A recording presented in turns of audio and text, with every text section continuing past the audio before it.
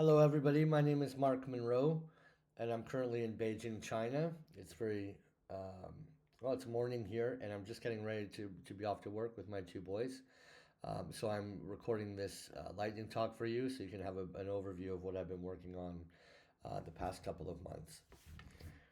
So just to go into CG Scholar, I'm from Canada, Toronto, but I've lived and worked in China for 20 years as a teacher, director of studies, and vice principal in secondary international schools, grade 6 to grade 12.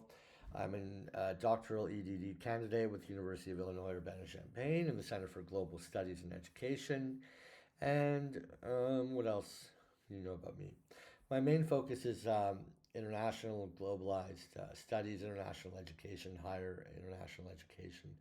Um, so this was not a required course for me, but I found it very enlightening and extremely useful. The fact that I found myself teaching English, EAL for the first time again in many years is part of a new job I started in September. So here's a quick overview of my project. It's titled Multiliteracy to Increase Participation in an ESL Classroom. Basically, I'm trying to show how a multimodal multiliteracy approach can increase participation. China is a very teacher-centered didactic form of pedagogy, rote learning, all that kind of thing, which many of you probably suspect. And the 12 students I have in my grade 6 class are coming from the Chinese public education system into a bilingual international private school. So trying to get them to break out of their shells has been difficult since the beginning of this year. So this is what I've been trying to do using multiliteracy, digital media, everything that we've kind of been listening and learning about from Bill and Mary in our Zoom sessions, and trying to apply it to increase participation. Okay. So it talks a little bit about my background. I do look at Bill and Mary's multiliteracy pedagogy against the knowledge process, mainly focused on quadrants 3 and 4, kind of critically framing what is multiliteracy, introducing it to students so they can analyze, think critically, get them to open up and share their ideas, which has been quite difficult since their English level is so low. I do speak Chinese, so I try to facilitate that a little bit in class by translating for them sporadically, not too often, and then transforming our practice of basically using a textbook which I was given as a syllabus and kind of widening their horizons and opening up the whole course to a range of multimodal, techniques and avenues and a multiliteracy approach. And a lot of this paper is actually based on the application. It's an action research piece. I look at Henry Jenkins and the influence of participatory culture. He's a very, um, one of the foremost contemporary scholars on participatory culture. So as much as Bill and Mary were as kind of a focal point of this paper, so is Henry Jenkins.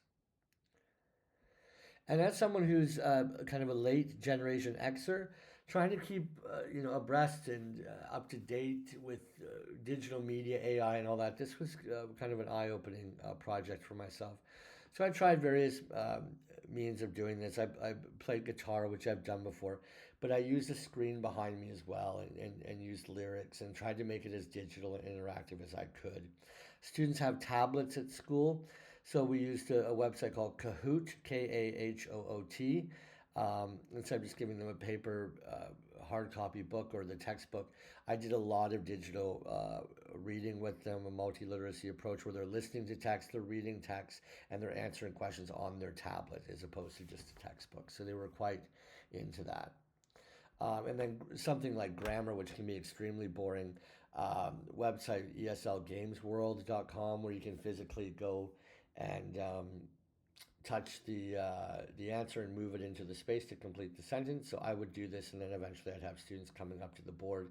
We'd be completing sentences together. So how did I measure? What was the indicator of success? I primarily used a tally chart.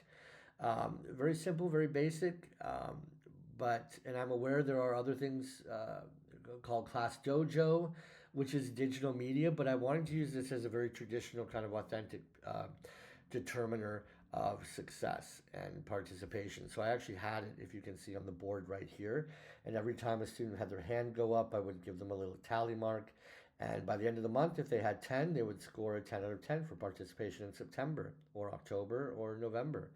Um, and that was my big determiner, as well as observations, task completion, willingness to answer questions, peer collaboration kind of thing.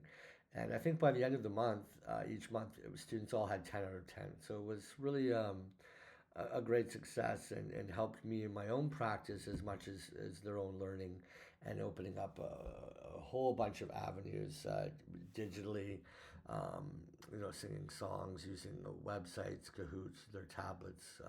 I really found multiliteracy to be a great approach um, in supporting this textbook and the syllabus I was given. So it's a much more dynamic, engaged class that I'm teaching, and I found the course to be wonderful in that regard. Okay, thank you very much.